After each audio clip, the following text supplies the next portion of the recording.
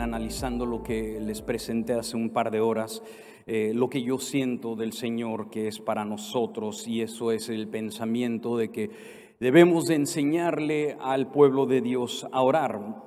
Y vamos a recoger el hilo, y vamos a descubrir que en el libro de los Hechos, el capítulo 12, la iglesia estaba cruzando, si usted recuerda, una crisis de liderazgo que se traducía de una manera muy práctica a un peligro potencialmente existencial. Era fuerte el peligro para la iglesia infante, la iglesia primitiva. Estaba sufriendo. Jacobo, uno de los pilares, había muerto. Juan, su hermano, estaba por lo menos deshabilitado emocionalmente, y ahora nos encontramos que Pedro, el vocero, el inspirador, el motivador, 70% de lo que hemos visto hasta este punto, el libro de Hechos hasta el capítulo 11, el ministerio de la iglesia se trata o está basado alrededor de él. De repente llegamos al capítulo 12 y el verso número 5 en esta situación tan difícil, y descubrimos que la iglesia, con la espalda a la pared, decide orar, y ellos saben orar porque se les ha enseñado a orar. Y sugerí esta mañana que tienen ellos la oración la fundamentan en tres cosas. Número uno, colectivamente están orando. Hay un lugar para orar solo, definitivamente hay que hacerlo, pero les presenté hoy en la mañana que algo pasa cuando oramos como iglesia. Un poder exponencial es soltado hacia los cielos cuando esto sucede. Número dos, les dije que hay que orar, y hay que orar con perseverancia. En un momento vamos a ver cómo Pedro estuvo encarcelado hasta el último segundo. Hubiera sido otra cosa si hubieran dicho, no, pues ya no pasó nada, o ya se lo soltamos al Señor, o qué sé yo, ya oramos, ¿no? Hace ratito mi esposa, hablando con ella, le digo, tengo que predicar ahorita, tengo el privilegio. Me dice, ¿quieres que ore por ti? Le digo, sí. Me dice, ahora mismo. Le digo, no, tú ora. Me dice, no, vamos a orar, y voy a estar orando de que Dios te use para ministrar a los pastores. Hay que orar con perseverancia. La tercera cosa que les dije que la iglesia debería de estar haciendo es orando de una manera precisa, no vaga, precisa. El día de hoy, para aquellos que intentan o hacen esto de orar colectivamente con perseverancia y precisión, yo quiero sugerir que esto no es una fórmula, pero creo yo que uno puede esperar o tener ciertas expectativas, y yo les sugiero que hay que enseñar a nuestras iglesias a que ellos tengan esas expectativas cuando ellos oran de esta manera. Yo he aprendido esto de orar colectiva con perseverancia y en precisión. Y vamos a ver qué es lo que sucede cuando la iglesia ora de esta manera. Si tenemos la escritura, Hechos 12, el verso 6 al 8, la Biblia dice lo siguiente, dice, cuando Herodes, y estamos hablando de Agripa, le iba a sacar, es decir, ya hasta el punto final, aquella misma noche, me llama la atención eso, que no, o sea, el Señor lo podría haber hecho antes, ¿sí? Lo podría haber liberado un par de días antes. Ya les dije que estas fiestas eran de 7 días, pero en esa misma noche que él lo iba a sacar, encontramos que Pedro estaba dormido. Diga conmigo, dormido. Los despiertos, digan conmigo, dormidos. Estaba dormido Pedro entre dos soldados, sujeto con 2 cadenas, y los guardas delante de la puerta custodiaban la cárcel. Ya vimos que había un total de 16 soldados custodiando a Pedro. Y he aquí que se presentó un ángel del Señor. Note eso. Se presenta un ángel del Señor, y una luz resplandeció en la misma cárcel, y tocando a Pedro en el costado le despertó y le dijo, levántate pronto. Y las cadenas se le cayeron de las manos. Le dijo el ángel, cíñete y átate las sandalias. Y lo hizo así, y le dijo, envuélvete en tu manto y sígueme. Vamos a ver 4 cosas. Tengo 5, pero no voy a llegar a la quinta. Pero 4 cosas que uno puede esperar cuando uno decide que esto sí es lo que Dios nos está llamando a hacer, es decir, orar colectivamente con perseverancia y de una manera precisa. Lo primero que quiero sugerir que Dios va a soltar en aquellos grupos, en aquellos colectivos, en aquellas iglesias que oran de esta manera, es que Dios suelta paz. Diga conmigo, paz. Paz. A mí me gusta la palabra paz. De hecho, la Biblia habla muchísimo de paz. La Biblia nos dice que la ciudad de Jerusalén, Jerusalén, significa la ciudad de paz. Una de las ciudades incluso que menos tiene paz. A nosotros se nos da la orden que oremos por la paz de Jerusalén. Dios dijo, yo ahí pondré mi nombre. Ahí esa ciudad es la niña de mis ojos. Por ende, me imagino que también Satanás quiere poner su nombre donde Dios dice, pondré mi nombre. La ciudad de paz, la Biblia habla mucho de paz. De hecho, el problema del ser humano es de que no estamos en paz. No estamos ni en paz con Dios, no estamos en paz el uno con el otro. Hay problemas, hay una falta de paz. Yo quiero sugerir que Dios suelta paz cuando la iglesia ora.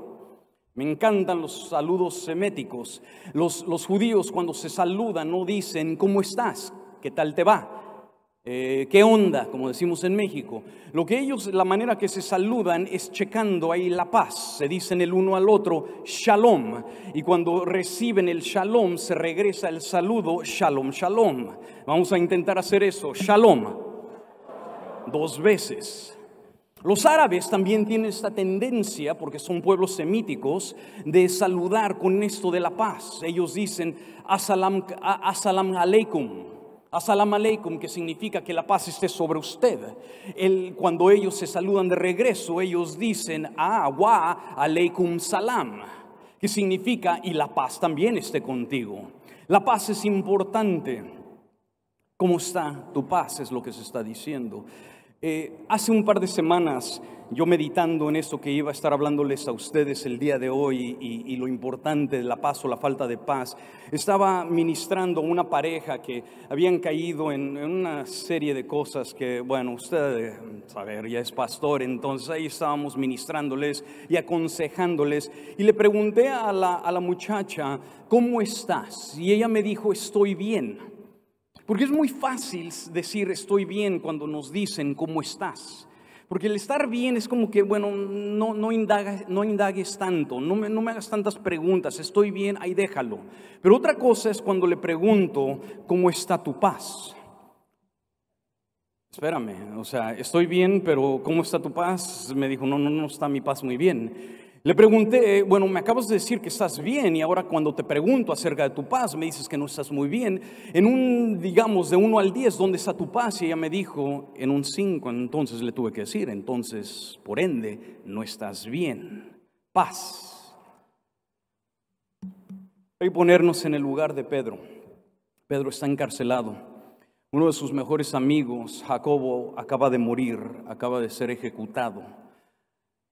Obviamente tenía preocupación por su familia, él estaba encarcelado y estaba pensando quizá en su esposa. La carga de la iglesia obviamente estaba sobre su corazón. En unas cuantas horas él iba a morir, estaba a punto de ser juzgado, sacado al pueblo y quizás ser ejecutado. No, quizás esa era la intención. Y no lo culparíamos nosotros si lo encontramos desesperado y afligido. No lo culparíamos, no lo juzgaríamos si lo viéramos perdiendo el sueño y afligido y ansioso y preocupado en unas cuantas horas. Voy a perder la vida y la iglesia, ¿qué será de mi familia? ¿Qué será de Juan, el otro líder? ¿Qué va a pasar? Su paz, uno diría, bueno, no va a estar bien. Y sin embargo, lo que encontramos aquí a Pedro es de que está en tanta paz que aunque está atado y rodeado de soldados que pretenden de hecho matarlo en unas cuantas horas, su paz le permite quitarse las chanclas. No sé si leyeron el texto conmigo. Le permite quitarse las chanclas, quitarse la ropa, ponerse cómodo, acostarse, dormirse, estar rodeado de soldados. Y me imagino que a la uno le dice, hey, por favor apaga la vela. De hecho, su sueño es tan profundo que si usted lee la Nueva Traducción Viviente, usted va a descubrir que ahí en la Nueva Traducción Viviente dice, el ángel lo tuvo que golpear en el costado para despertarlo. ¿Ha conocido a gente que no despierta fácilmente? De repente despierta, que despiertes. Shh. Nueva Traducción Viviente dice que lo golpeó en el costado, de que despiertes. Estaba en paz. Wow. Y si tu situación estaba mal, pero su paz estaba excelente. Y yo creo que existen tres razones que la paz de Pedro estaba intacta, la paz de Pedro estaba completa, estaba tranquilo. Pedro, número uno, Pedro tenía una palabra del Señor. Cuando uno tiene una palabra del Señor, uno puede tener paz. De hecho, el capítulo 21 del libro de Juan nos dice que el Señor le dijo de la manera que iba a morir. Se lo leo, dice: te digo la verdad, Pedro, cuando tú eras joven podías hacer lo que tú querías, te vestías a ti mismo e ibas a donde tú querías. Sin embargo, cuando seas viejo, extenderás los brazos y otros te van a vestir y otros te van a llevar a donde tú no quieres ir. Jesús dijo eso para darle a conocer el tipo de muerte con la que Pedro iba a glorificar a Dios. Entonces Jesús le dijo: tú sígueme. Él tenía una palabra del Señor. Él sabía que ese no era el momento en el que iba a morir. Él no era un hombre viejo. Él tenía mucho que recorrer. Él tenía un par de cartas que todavía escribir. Él tenía mucho que viajar. Él tenía una palabra del Señor y eso producía en él paz. Cuando tienes una palabra del Señor, hay paz. De hecho, me atrevo a decir que en segundo lugar, él sabía aceptar o recibir la gracia, el regalo del Señor Jesús. A veces nosotros no sabemos recibir los regalos y los dones y las dádivas del Señor. El Señor, antes de ascender, le dijo a los discípulos: mi paz les dejo, la paz les dejo, mi paz les doy. Ojo, yo no les doy paz como el mundo la da. No se turbe vuestro corazón ni tenga miedo. Me llama la atención esto de yo no doy paz como el mundo me da paz, porque me lleva a concluir que también entonces el mundo tiene el potencial de proveer paz. De hecho, me atrevo a decir que el diablo sabe cómo darle paz. Yo he conocido a 2 que 3 que me dice: hermano, es que siento paz. Sí, pero la Biblia dice esto. Pero yo siento paz, me encanta el chico. No es cristiano, yo sé que no vive para Dios, yo sé que no tiene no quiere venir a la iglesia, pero en mi corazón yo siento paz. ¿Ha oído de gente así, no? Me atrevo a decirle que si Jesús dijo: yo no te doy paz como el mundo te da paz, que también el mundo y también el diablo te saben dar paz. El mundo da paz por medio de circunstancias. Tienes algo de dinero en el banco, te trae algo de paz. Tienes algo de placeres en el mundo, te trae algo de paz. El diablo sabe también dar paz. Yo recuerdo mucho antes de ser cristiano, y estamos hablando de otra vida. Yo me convertí cuando yo tenía 21 años de edad, pero antes de convertirme al evangelio, yo no era cristiano, lejos de. Yo estaba muy metido en movimientos de la nueva era y peace and joy, y fumaba marihuana y acres me aventé de marihuana, y yo decía peace and joy, yo sentía paz, pero no era paz de la cual da el Señor, era otro tipo de paz en su totalidad. Paz y solamente paz, me atrevo a decirles que no es un buen indicador de la voluntad de Dios. Necesitas mucho más que solamente paz, pero la paz es importante. Necesitas una palabra del Señor también. ¿Y qué debes hacer con las decisiones? Las decisiones no solamente se deben de basar en paz.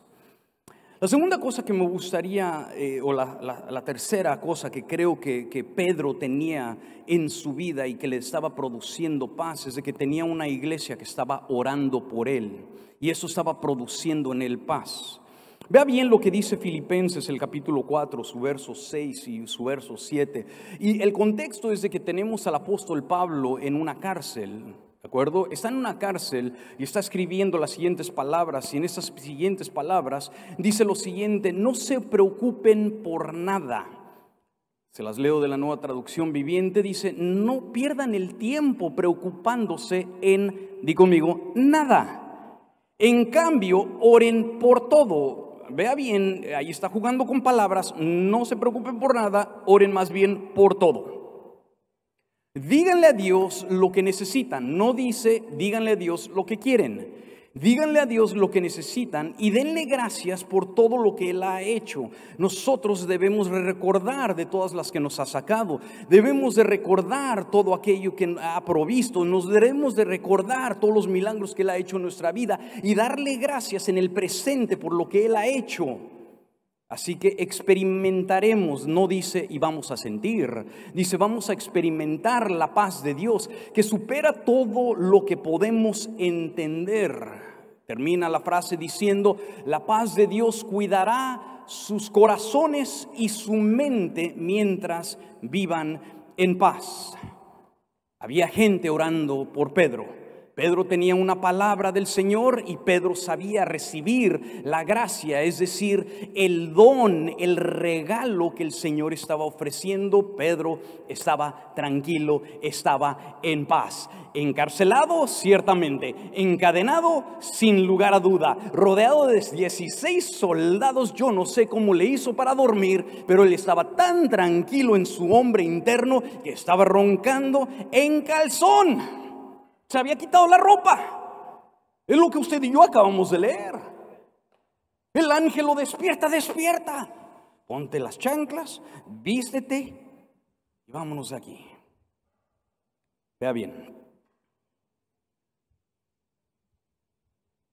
Paz funciona como un medidor que indica cuán bien nosotros conocemos la palabra del Señor. Paz funciona como ese medidor de si hemos aprendido a recibir los dones de Cristo, y paz nos da una calificación en cuanto a nuestra vida de oración y aquellos que están orando por nosotros. Isaías 26, el verso número 3 dice algo extraordinario. Dice, tú guardarás en completa paz aquel cuyo pensamiento en ti persevera, porque en ti ha confiado. Me encanta esa escritura. Enfocarnos en el Señor. No debemos de desviar la mirada de nuestro Señor Jesucristo. Recuerdo que en otra ocasión que Pedro está caminando sobre agua. ¿Y qué es lo que pasa? Que él se desenfoca de la mirada de estar viendo al Señor Jesús y empieza a hundirse. Cuando nosotros quitamos la mirada del Señor al cual seguimos, nosotros peligramos que se nos vaya paz. Así de que tengo una pregunta para usted. En este momento, ahí donde usted está en su vida, en su ministerio, en su familia, la pregunta es, ¿cómo está su paz? Si usted le tendría que dar un medidor de 1 al 10, ¿dónde está su paz? Pedro está a punto de morir y su hombre interno está tan tranquilo que él está en paz. Número dos, si estamos hablando de lo que produce la oración corporal precisa y perseverante, quisiera sugerir que suelta ministración angelical. Es lo que yo veo aquí.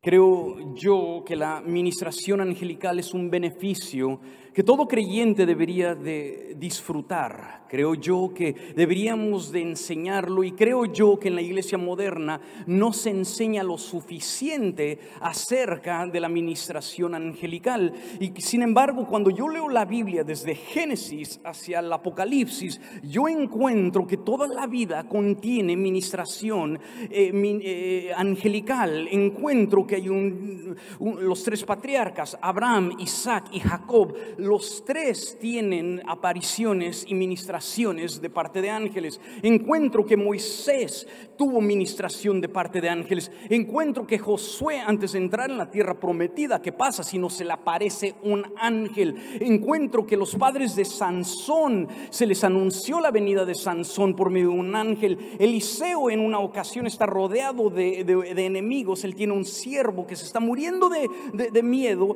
y lo que pasa es de que él, muy confiado, muy tranquilo, muy en paz, ora al Señor y le dice: Señor, por favor, ábrele los ojos a mi siervo, para que mi siervo pueda ver que hay más de nuestro lado que el lado del enemigo. Y le abre los ojos, y sorprendentemente los montes están llenos de ángeles. Si usted lee el ministerio de Cristo, está lleno de apariciones y de ministración angelical. En la tentación, ahí estuvo un ángel ministrando a Jesús. En Getsemaní, ahí estuvo un ángel ministrando a Jesús. Pedro se le aparece un ángel. Pablo tiene un ángel que le dice por dónde ir. Yo estoy convencido que nosotros estamos rodeados de ministración angelical sin darnos cuenta. Le cuento yo la primera experiencia que yo tuve con un ángel. Yo tenía 4 años de edad. Le vuelvo a repetir, yo no crecí en cuna del evangelio, crecí lejos de la iglesia, y sin embargo Dios siempre ha tenido su mano sobre mi vida. Tenía yo 4 años de edad. Yo nací en la ciudad de Guadalajara, Jalisco, México, una ciudad sumamente grande y sumamente complicada. De hecho, ha de tener unos 12 millones de habitantes el día de hoy. En aquellos instantes tenía unos 7 millones de habitantes. Yo iba a la escuela en el centro de Guadalajara, 4 años de edad, estaba en el kinder. Mis padres me llevaban y se turnaban con otros padres quién nos llevaba y quién nos regresaba. ¿Quién? Ahora siguen ustedes, vayan por mi hijo. Ese día, recuerdo como si hubiera sido ayer, porque me fue muy traumática la experiencia. Salimos de la escuela en el centro de Guadalajara, la escuela cierra, los padres de mi amiguito fueron por mi amiguito, pero a mí me dejaron solo. Estamos hablando de millones de personas en esta ciudad. Yo recuerdo como si fuera ayer. Yo me fui caminando, dije, pues no vinieron por mí, me fui, me perdí. De hecho, fui, los que conocen la ciudad, a un gran mercado que se llama San Juan de Dios. Es enorme. Y yo sentí que algo me decía, ve y dile a él. Era una persona que vendía verduras que te lleva a tu casa. Y yo vivía aproximadamente a unos, qué sé yo, unas 15 millas del centro de Guadalajara. Quizás estoy exagerando un poco, unas 10 millas. Tenía que tomar dos camiones para llegar. Aún recuerdo el domicilio 12, gigante, la ciudad enorme. La calle era la calle gigante, el número 12. 4 años de edad. Voy y le digo a esta persona que vende verduras, era un joven, le digo, ¿me puedes llevar a mi casa? Y él me dice, espérate. Me dice, va, y no sé, yo creo que fue por dinero, viene y me toma de la mano y me dice, vámonos, tú sabes dónde vives. Me sube en un camión, nos bajamos en la parada, nos subimos en el segundo camión. Estamos hablando 4 horas después, 4 horas después.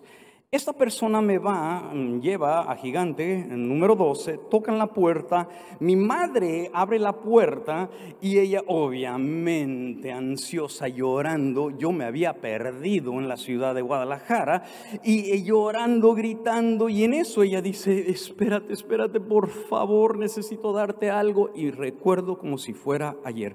Ella volteó, tomó su bolsa y cuando volteó para darle algo, la persona ya no estaba ahí.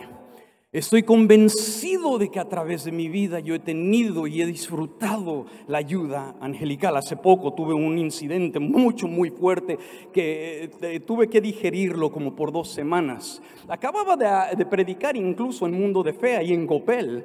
Estaba manejando a casa y era tarde, estaba haciendo mucho frío. Me paré, puse gas. Había una persona tirada ahí enfrente de la tienda y me dio compasión para con la persona. Ella no estaba vestida bien, andrajosa era su vestimenta. Me meto, le compro un café. Estoy saliendo, le entrego el café y me voltea y me dice, Carlos. Yo le dije mi nombre. Me dijo, ¿sabes que el Señor regresa pronto? Eso fue todo, esa fue la conversación. O sea, se me cayó la boca.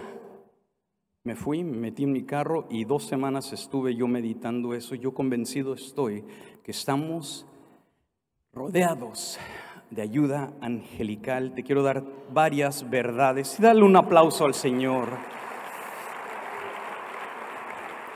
Eso es lo que puedes esperar cuando oras colectivamente, precisamente y con perseverancia, ayuda angelical. ¿Por qué sé esto? Bueno, antes que le diga el por qué sé esto, le voy a dar 5 verdades acerca de ayudas angelicales, verdades bíblicas de lo que es un ángel. En primer lugar, por cada demonio existen 2 ángeles. O sea, tenemos buenas noticias ahí. Sí, la tercera parte fue la que cayó. Tenemos más de nuestro lado que del lado del enemigo. En segundo lugar, Jesús habla acerca de ángeles guardianes, ángeles que protegen, ángeles que sirven, que de hecho dice que ven el rostro de Dios continuamente. En tercer lugar, son temibles en su manifestación natural. Ayer les conté un poquito acerca de un varón llamado Cornelio. Cornelio era un salvaje, era un bárbaro, un líder era un centurión, líder de la italiana, del régimen la italiana, era un salvaje. Y sin embargo, cuando Cornelio ve al ángel, la Biblia dice que este salvaje se aterrorizó. Él le tiene que decir: tranquilo, tranquilo, no temas. Número 4, tienen la habilidad de manifestarse en cuerpo humano. Eso lo vemos desde la historia de Abraham, que se manifestaron en cuerpo humano los ángeles que se le presentaron. Y en el quinto lugar, por lo menos en lo que nos concierne a nosotros como siervos del Señor, están para ayudarnos. ¿Cómo sé esto? Hebreos capítulo número 1, verso 14 nos da una verdad extraordinaria. Nos dice: por lo tanto, los ángeles solo son sirvientes, espíritus enviados para cuidar a quienes heredarán la salvación. ¿Cuántos de ustedes heredarán la salvación? Amén. Entonces puedes contar de que tienes algo de asistencia en la forma de ángeles. Número 3, vamos en la recta final. Estamos hablando de lo que nosotros podemos esperar o la expectativa que podemos tener cuando la iglesia está orando colectivamente con perseverancia y de una manera precisa. Estoy convencido de que Dios quiere soltar milagros. Digo conmigo, milagros. Aquí la Biblia dice que se le cayeron las cadenas de las manos, queridos. Esto no es algo natural. Cadenas no se caen de las manos. Eso es un milagro. Hechos 12, 9 al 10 dice: saliendo le seguía, pero solo sabía que era verdad lo que hacía el ángel, sino que pensaba que veía una visión. Habiendo pasado la primera y la segunda guardia, es decir, los 16 soldados que estaban custodiándole, llegaron a la puerta de hierro. ¿Y cuántos de ustedes saben que puertas de hierro no se abren solas? Llegaron a la puerta de hierro que daba a la ciudad, la cual se les abrió por sí misma, y salidos pasaron una calle, y luego el ángel se le apartó. En otras palabras, de repente Pedro se convierte en el hombre invisible. O sea, no lo ven. Hace unos cuantos días una de mis hijas me mandó un meme ahí en WhatsApp, y me hizo muy curioso, muy chistoso de hecho, porque es un niño que de una manera muy emocionada le pregunta a su mamá: mamá, si tú tuvieras un superpoder, ¿qué sería ese superpoder? Y la mamá súper cristiana le dice: yo tendría el superpoder de evangelizar. Y el niño la voltea y le dice: yo volar. O sea, quédate tú ese don, yo volar. A mí me encantaría esto de ser invisible, sería padrísimo. Pedro se convierte en el hombre invisible, camina, nadie lo ve, es un milagro. Ahora yo me hago la pregunta, porque es correcto hacernos preguntas cuando estamos leyendo la Biblia, y la pregunta es esta: ¿hubieran sucedido estos milagros, esta serie de milagros, si no hubiera oración? Interesante la pregunta. Probablemente que no.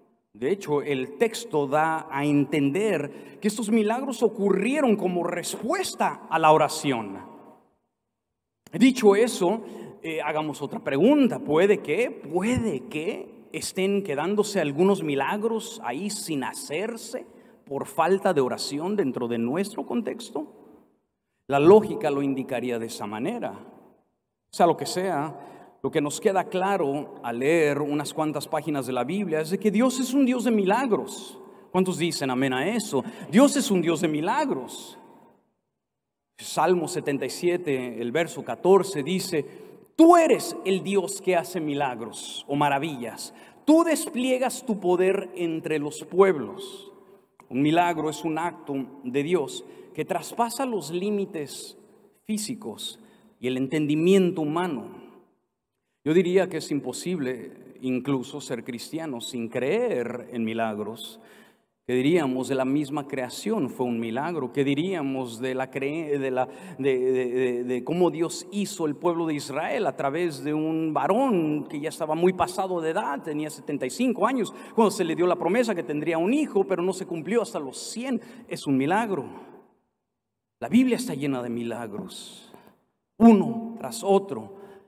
Está el pueblo de Israel viendo el mar rojo y atrás de ellos vienen los ejércitos de Faraón. ¿Y qué hace Dios? Parte el mar. Eso es un milagro. El tiempo en el desierto, la Biblia nos dice que sus vestiduras no se desgastaron, que Dios proveía para ellos, que les daba de beber. Eso es un milagro.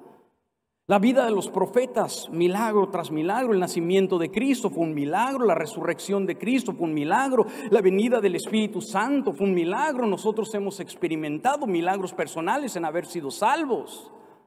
Milagros. Toda la Biblia se trata del Dios que hace milagros y despliega su poder entre los pueblos. ¿Cuántos dirían amén? Y todos nos gusta hablar de milagros, pero pocos quizás sepamos cuáles son sus propósitos y sus intenciones. Verdades les quiero dar concerniendo milagros, 3 de ellas. La primera es de que todos en ocasión vamos a necesitar un milagro en nuestra vida, todos. Pero he aprendido que la gente más sabia, la gente más madura y la gente más obediente es la gente que menos necesidad tiene de milagros. ¿Sabía usted eso?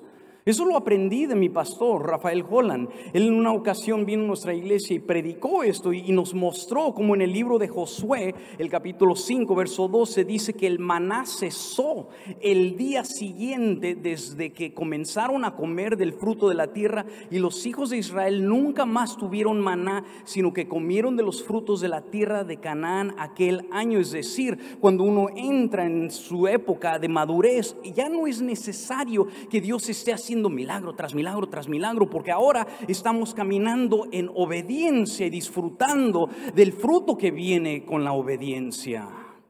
En segundo lugar, el propósito más alto de los milagros es traerle gloria a Dios. En tercer lugar, la intención más clara es de continuar su obra redentora. De repente hay un mar que se está oponiendo que cruce el pueblo de Israel. ¿Qué hace Dios? Hace un milagro para que continúe. Hay algunos de ustedes que he tenido el privilegio de hablar con ustedes en los tiempos de receso. Algunos de ustedes me han dicho, estamos en el proceso de comprar un edificio, o eso es lo que queremos hacer. Hay algunos de ustedes, 2, 3 me dijeron eso el día de hoy. Yo quisiera animarle y de alguna manera contarles el cómo sucedió cuando nosotros tomamos ese pasote de fe. Nosotros, ojo, no éramos una entidad legal en ese momento, no teníamos una cuenta de banco, no teníamos realmente un centavo al nombre de Eclesia, que en aquel tiempo éramos Iglesia Triunfo, no teníamos con qué. Pero sabíamos que éramos un grupo de aproximadamente 250 personas, entonces nos estamos reuniendo en una iglesia americana. Esa época se había acabado, sabíamos que teníamos que salir. Salimos bien con la bendición de ellos, pero no sabíamos a dónde irnos. Empezamos a buscar, es más, usted fue la que nos ayudó a encontrar el lugar, ¿se acuerda, pastora? Usted fue la que nos dijo, este lugar es bueno, cuando encontramos el edificio.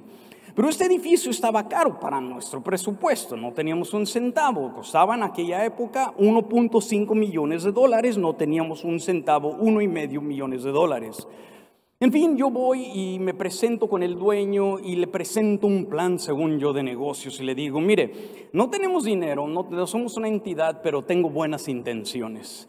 Y le voy a pedir que haga esto por nosotros. Mire, usted financienos el programa, haga esto por nosotros. Mire, nosotros le podemos pagar unos $6,000, qué sé yo, al mes, algo así. Y el interés va a ser esto. Y yo puse las condiciones del contrato. Él era ya un hombre grande, unos 84 años de edad, y él se ríe y me voltea y me dice, nunca jamás nadie me ha presentado un plan de negocios como ese. Eso se me hace muy audaz y muy creativo de tu parte. Me caes bien. Lo voy a hacer. Yo te voy a prestar el 1.5 y yo te lo voy a financiar.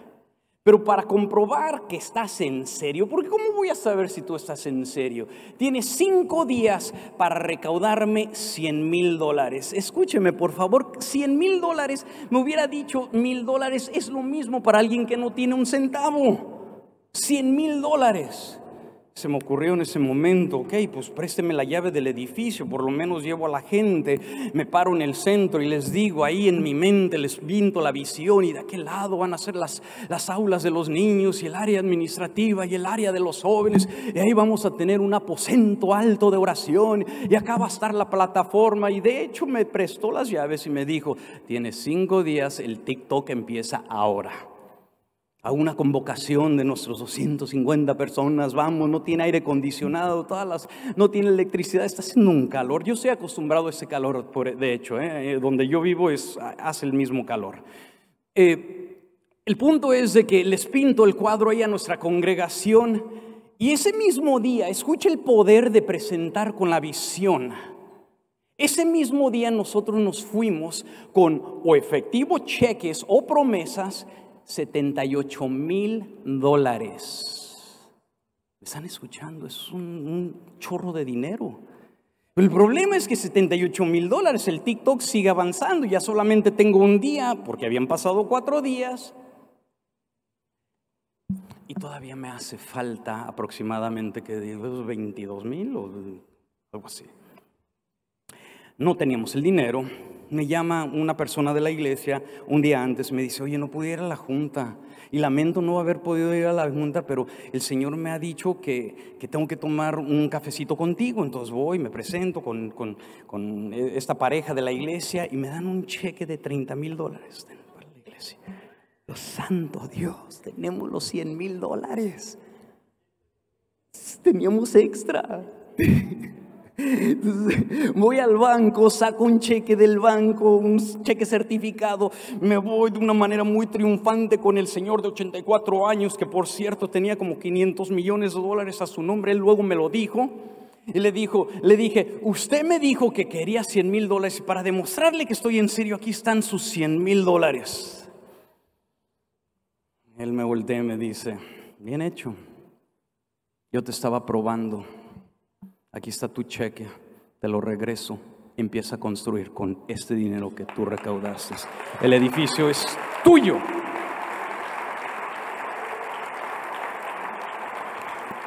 $1.5 millones. Un año después, que no le hemos bajado, así le bajamos como, no sé, unos $12,000, no era mucho lo que le habíamos bajado. Voy y me entrevisto con él y le digo, ¿quisiera usted hacer algo grande para el reino de Dios? Me dice, a ver, cuéntame, tu creatividad y tu demasiado audaz. A ver, cuéntame. Le dije, ¿qué le parece si yo consigo que un banco ahora me financie esto, pero lo que le voy a pedir es que me le baje $500,000? En otras palabras, regálenos $500,000, $500,000. Pero yo me encargo que un banco, ahora tenemos una cuenta de cheques y ya tenemos ahí fundamento, y ahí estamos una entidad legal. Y él me voltea y me dice, no, tú eres un salvaje, eres un bárbaro. Pero ¿sabes qué? Me caes bien, que nunca se te olvide esto. A ti te regalaron $500,000. Me regaló $500,000. En serio, a la iglesia. Nos soltó. Por qué te cuento eso, porque estoy convencido que la iglesia que ora colectivamente con perseverancia y precisión va a tener milagros. ¿Cuántos dicen amén? Estoy aquí para decirte, mire, por favor, créalo. Nuestro Dios es el dueño del oro y de la plata. Nuestro Dios es el dueño de absolutamente todo. Podría estar contando. Y yo he vivido un ministerio de milagros. En una ocasión, y esto me encanta contarlo, lo he contado tantas veces, que hice un comentario así de los que uno no prepara. Y dije, mire, si usted no sabe hacer nada, todos tienen un don, un talento. Y si usted no sabe hacer nada, si usted lo único que sabe hacer es burritos, hágalos para la gloria de Dios. Y una mujer de unos 60 años, salvadoreña, chiquita, y en nuestra iglesia, la persona más fiel de la iglesia, viene y me dice, pastor, yo no sé hacer burritos, pero yo sé hacer unas pupusas. ¿Y qué le parece? Ella me presenta una visión, imagínese. Me dice, ¿qué le parece si nosotros vendemos las pupusas? Mire, usted me compra la maseca, lo único que me pido, le digo, cómpreme la maseca y yo hago las pupusas, las pongo y las vendemos. Y todo lo que se venda de pupusas, que se vaya al mundo misionero. O sea, una señora que no fue a la escuela, inmigrante, no tiene documentos para vivir legalmente en Estados Unidos. Escúcheme por favor, de esas benditas pupusas, Eclesía de Puerto Arturo ha construido 4 iglesias en la India.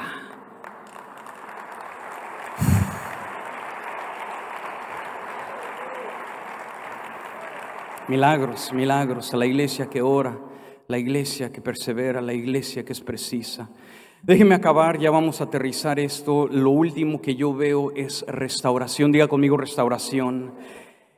Esta porción de las Escrituras me encanta. Hechos 12, verso 12 al 17 dice: y habiendo considerado esto, llegó a casa de María, la madre de Juan, el que tenía por sobrenombre Marcos, donde muchos estaban reunidos orando, muchos colectivamente, perseverando. Cuando llamó Pedro a la puerta del patio, salió a escuchar una muchacha llamada Rode, la cual cuando reconoció la voz de Pedro se gozó. No abrió la puerta, sino que corriendo adentro dio la nueva de que Pedro estaba afuera. Y ellos le dijeron: estás loca. Es muy curioso, no, ni creían lo que estaban orando, pero ellos estaban orando. Estás loca. Pero ella aseguraba que así era. Entonces ellos decían: bueno, ha de ser su ángel, porque me imagino estaban orando por la ministración angelical. Es su ángel. Mas Pedro persistía en llamar, y cuando abrieron le vieron y se quedaron atónitos. Pero él, haciéndoles con la mano señal de que callasen, les contó cómo el Señor le había sacado de la cárcel, y dijo: haced saber esto a Jacobo. Este Jacobo es otro, y a los hermanos. Y salió y se fue a otro lugar. En otras palabras, lo que se le había robado a la iglesia y a Pedro, Dios, en contestación a oración colectiva, perseverante y precisa, Dios se encargó de restaurar. Ahora, ojo, les quiero contar esto porque esto es importante. Cuando Dios restaura, no lo hace en proporciones equivalentes a lo que se perdió. Restaura lo que se pierde, pero con mega intereses. Pedro es restaurado ahora con una experiencia milagrosa, con ministración angelical, y se puede imaginar la fe de la iglesia que estaba orando por los cielos. Una historia que contar a la posteridad, una historia que nos bendice hasta el día de hoy, una historia que nos inspira, nos instruye y nos revela que el Dios que no cambia quiere restaurar con mega intereses. La palabra restaurar es una palabra muy frecuente en la Biblia. De hecho, se menciona 136 veces en la Biblia, y varias ocasiones se menciona en estas proporciones. Les quiero mostrar 3 escrituras, están en la misma placa. Si me las ponen, por favor. Vea estas escrituras. Dice Job 42:10: cuando Job oró por sus amigos, el Señor le restauró su bienestar. Es más, el Señor le dio el doble. Di conmigo el doble. Le dio el doble de lo que antes tenía. Isaías 61:7 dice lo siguiente: disfrutarán de una doble, di conmigo doble honra en lugar de vergüenza y de deshonra. Poseerán una, ¿qué? Doble porción de prosperidad en su tierra, y una alegría eterna será suya. Zacarías 9, verso 12 dice: volveos a la fortaleza, oh prisioneros de esperanza. Hoy también os anuncio que os restauraré el doble. Yo quiero lo que se me ha robado, pero lo quiero con interés. Yo quiero lo que se me ha quitado, pero quiero un mega interés, quiero lo doble. Tengo una pregunta para ti: ¿qué es lo que el enemigo te ha robado? ¿Qué es lo que el enemigo te ha robado? ¿Te ha robado tu gozo? Conozco a un tipo llamado David que perdió su gozo y oró: Señor, regrésame el gozo de mi salvación, y Dios se lo restauró. ¿Qué es lo que el enemigo te ha robado, querido? ¿Te ha robado tu matrimonio? ¿Qué es lo que el enemigo te ha robado? ¿Te ha robado tu sueño? Conozco a un tipo llamado José. José había perdido su sueño, estaba en la cárcel. Y sin embargo el Señor causó que sus sueños se hagan una realidad. ¿Qué es lo que el Señor te ha robado? ¿Te ha robado un hijo, una hija? Yo conozco una historia de un pródigo que regresó a la casa de su padre y estoy orando que eso suceda con todos nuestros hijos pródigos. ¿Te ha robado tus finanzas? Yo conozco a un tan Isaac que se atrevió a sembrar en una tierra baldía, en una tierra que no estaba dando, y él cosechó 100 por uno. ¿Qué es lo que te ha robado el enemigo? ¿Te robó tu salud? Conozco a un Ezequías. Dios restauró su salud y le prestó 15 años más. ¿Qué es lo que el enemigo te ha robado? Con eso termino. Joel capítulo 2, verso 27. Os restituiré los años. Todo lo podemos reemplazar dinero. Podemos incluso, si hacemos las cosas correctas, pedimos perdón, podemos restaurar relaciones. Pero los años es algo que no podemos restaurar. Sin embargo, Dios dice, yo puedo restaurar los años. Los años los puedo restaurar, yo, diría el Señor, lo que se comió la oruga, el saltón, el revoltón y la langosta. ¿Qué es lo que el enemigo te ha robado? Concluyo.